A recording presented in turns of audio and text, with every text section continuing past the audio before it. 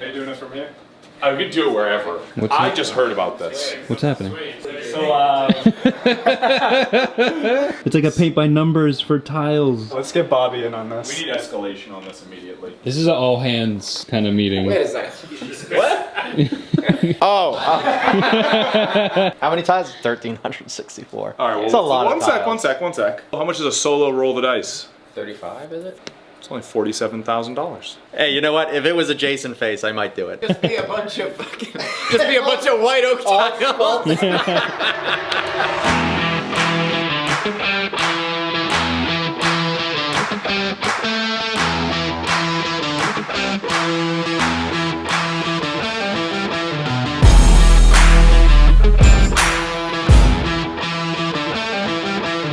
You ready for a sales class? Yeah. You know why anybody can sell one of these tables? Because people fundamentally want to buy them. When they show up to Gen Con, they're showing up to buy stuff. First question, who here is in the market for a $15,000 table? Not me. Not I.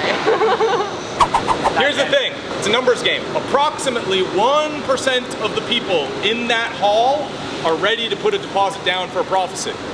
So what are you doing 99% of the time? Wasting your time. You're trying to take the 99% out of the equation.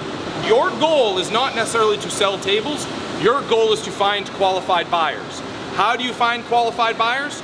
You bring them in, you explain here's the features, and then you wash them out with the price. They're gonna hear the price, and they're gonna immediately wash out. First rule of Sales Club is, don't talk about Sales Club. Projection. I'm a very loud and obnoxious person. I'm animated. People are like the T-Rexes in Jurassic Park. Movement and sound. So, you'll be talking loudly, and you will be gesticulating to some amount. So those are the first two rules.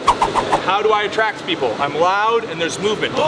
Movement, right? Have you ever seen this before, sir? No, this is the first time I've ever seen this. Exactly, and he's amazed and he's impressed and he already wants to buy it. Pop quiz, how deep is the game vault when it's all the way at the bottom? 2 7/8 inches. Ding, ding, ding, ding, ding. Hey. Good. Here's what's nice, I didn't need to know that to sell this table. The facts don't actually matter. Everything's made up and the points don't matter. This side is the wooden side, and then we have a suede side. It's also reversible. Notice, movement.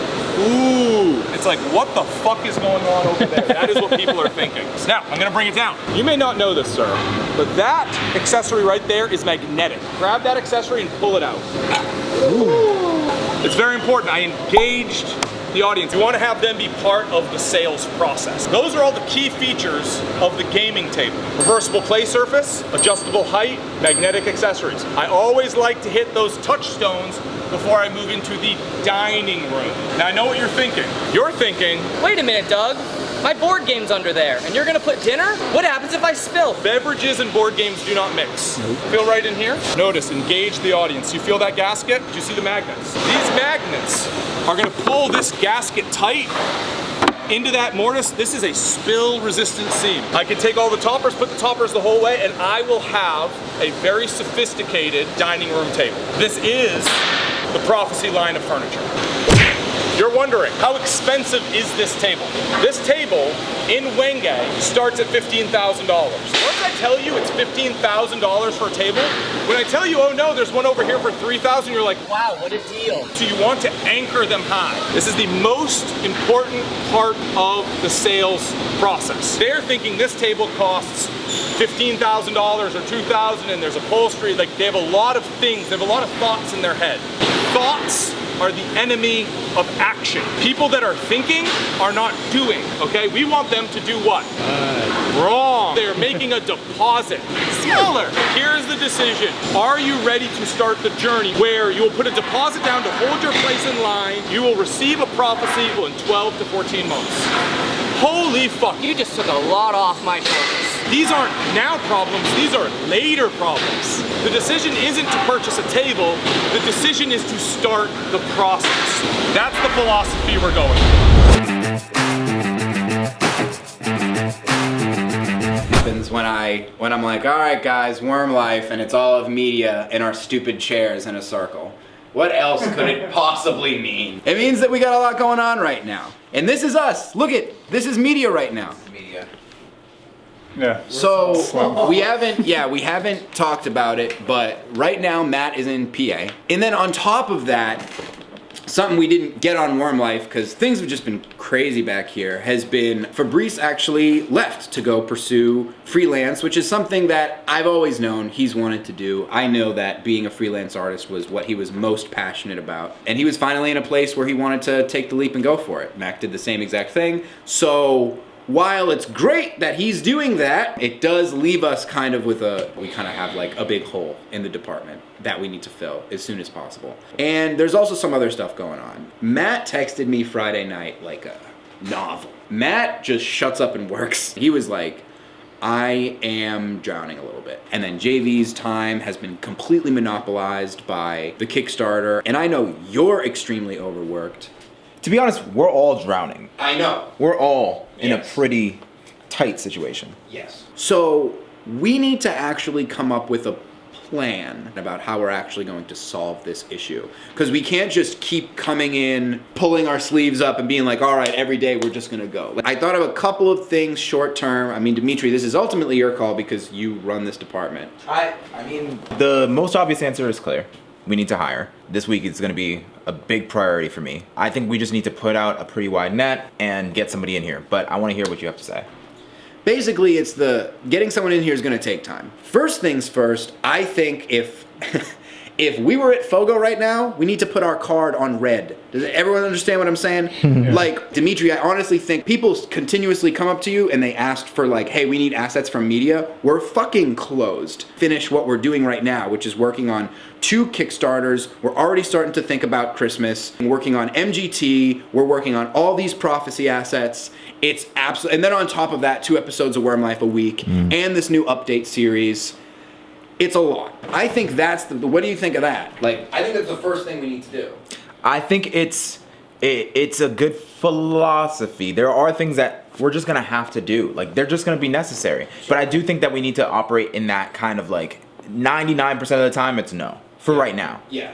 There will be things that we're just gonna have to do. You are correct. But I agree with you. We do need to like pump the brakes on everybody's requests. Right now though, we have people going out to conventions. Yeah. We have finishing of Hexy time. We have a lot of backer kit stuff that needs to get done. And not to mention Halloween, Christmas, all that stuff is coming up. I mean, right now I'm playing catch up, to be honest. There's a backlog of things and I feel like I haven't really even been managing the team. It needs to be like the primary focus is to get somebody in here so that we can start getting the wheels turning. 100%.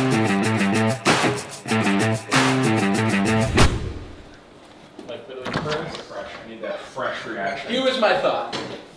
Here was my thought. He tried to show us this without the Worm Life camera. I know. Johnny. I don't want to get embarrassed. We used to offer different straps. Remember that? We was like probably had to 400 like options. glue It was those crazy. in. It's gross. What if you could like swap leather straps? So you're saying don't glue the leather strap onto the deck box top. Yeah. Nothing's glued up, by the way. Oh. I like this. Warm one. It's right there. That's what I am. That's how they're all gonna look. Interesting. Interesting. Have you seen this, Ian? I just sneak peek 5 minutes ago. And? I don't know. Yeah, how's it holding? Like that's kind of the question. Like That's actually pretty good. it was actually nice that key in the center because we were thinking about how to either rivet or attach like that plug. This you just get a little undercut in the CNC, Little either a dovetail, keyhole yeah. bit or a Yep. little dovetail, and Yep. it's just you'll mill it right out in one Does it pass. actually go under the wood or no? Yeah. Oh. See how that works? Yeah. Not even saying it's necessarily a winner, but it seems kind of fun. It does need to go on the CNC, right? Because like you can't just manufacture this on the molder. No. I don't know. I think Gut that's check, thumbs up, thumbs down. all right. My gut check. Okay, I would give you 5 gold stars. 5 gold stars. Out of how many? 4. If you could brain out this concept on the molder, holy shit! I know he's skeptical. So like, real quick. Yay. Lessons with Dougie. It's good.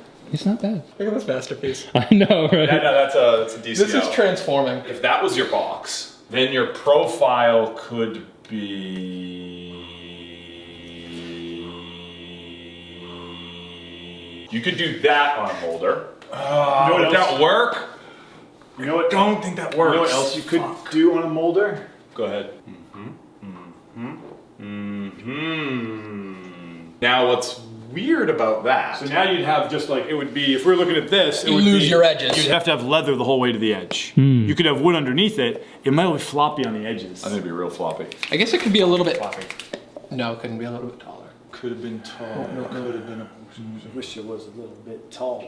Wish it was a baller. Wish I had a girl. Fuck. My brain can't get there. That's why it was worth 5 gold stars. I think you continue down this path. I mean, I love the fact that you're not gluing in the leather. Losing the That's a glue in win. on the leather is real big. That's a big one. Huge. I think if we can have a glueless strap. Yeah, and if we were talking doing it on the CNC anyway and losing the molder, you could also do it on this side as well. Yep. That could also be underneath and underneath. Yeah. And then you're like locked in. But yeah, no, I think that's super great tech, and I think you are kicking ass. On the right path. Yeah, I think so. All right. I think so. I like Ian's idea of getting it on both sides. How do you feel making a deck box again? It was a fun little project. It was a fun little project. You're saying it like you're done. It was a fun project. I can't wait to do it. I wish I was a little bit taller. I wish I was a baller. I wish I had a girl who looked good, I would call her. Wish I had a rabbit in a hat with a bat and a 6-4 baller.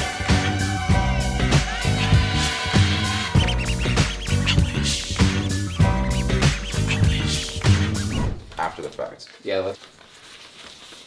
So we're hiring that new photographer, graphic designer, and I just wanted to pull all of their work and see who we found to be the favorites. Ultimately, we just want to start with whoever has like the skill set to begin with.